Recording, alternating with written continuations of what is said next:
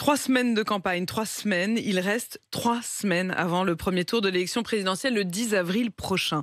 On se dirige vers une abstention record. Près d'un tiers des Français pourraient ne pas aller voter. Et puis, parmi ceux qui iront, 2 tiers ne sont tout simplement pas encore fixés sur leur vote.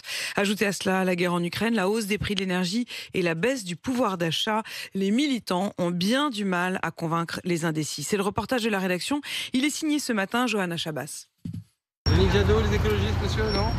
Éparpillés sur cette grande place, 5 militants de Yannick Jadot essayent de distribuer leurs tracts. Mais face aux gens qui les refusent, Anne a les yeux dans le vide. Elle a le blues des militants. Quand les gens n'ont pas l'air de s'intéresser alors que nous on s'est levé tôt le matin pour distribuer les tracts, c'est toujours un peu déprimant. Dans un pays où il y a 2 partis d'extrême droite qui font 30% dans les sondages, quand on n'est pas de ce bord-là, c'est forcément déprimant et de se dire qu'on a l'impression qu'on fait tout ça pour rien et que personne ne nous entend, c'est dur. Bonjour madame, Yannick Jadot, les écologistes. Je vous en prie.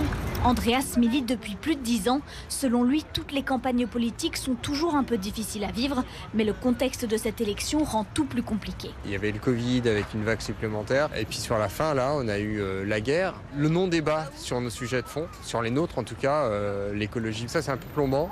Et puis les sondages aussi, les sondages qui donnent Macron au centre, il gagnerait premier tour, deuxième tour, quoi qu'il se passe. Donc ça c'est un peu démotivant. Côté La République En Marche, c'est sur les marchés que les militants essaient de convaincre.